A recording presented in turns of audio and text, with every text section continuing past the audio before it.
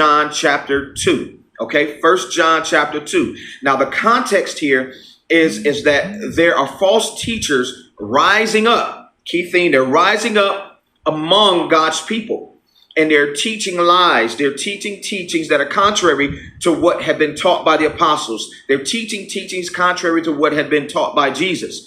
And so the apostle here is urging them and warning them about these false teachers. And he's also encouraging them and reminding them of some things. Okay, so I'm going to start reading here at chapter 2, verse 18. The apostle John says, "Little children, it is the last time.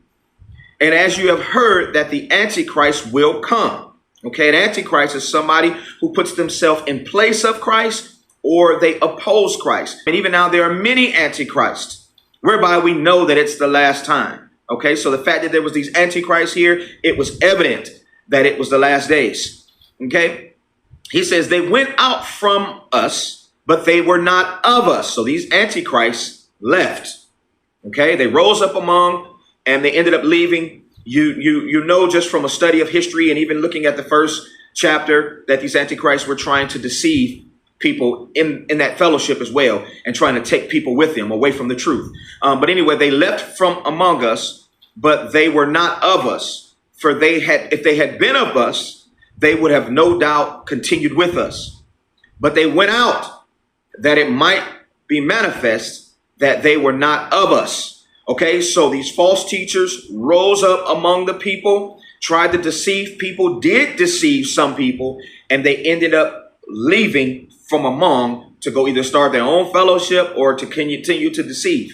He says in verse 20, "But you," there was a group of people that stayed. Okay, this is key. There's a group of people that did not follow the false teachings. Why did they not follow the false teachings? Why weren't they easily deceived and led astray? He says it right here.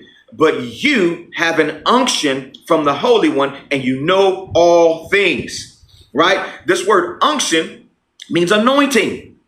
Right? He says they rose up, they taught false teachings, they deceived some, they all left, but you stayed because you have an anointing. You have the anointing from the Holy One, and you know all things. So this anointing guarded them. The anointing will guard you from false teachings. The anointing will guard you from lies and deceit. Right? He says, you know all things. The anointing will give you discernment. The anointing is not just a preaching, teaching, dancing, prophesying anointing. The anointing is a guarding anointing. The anointing is an anointing that graces you to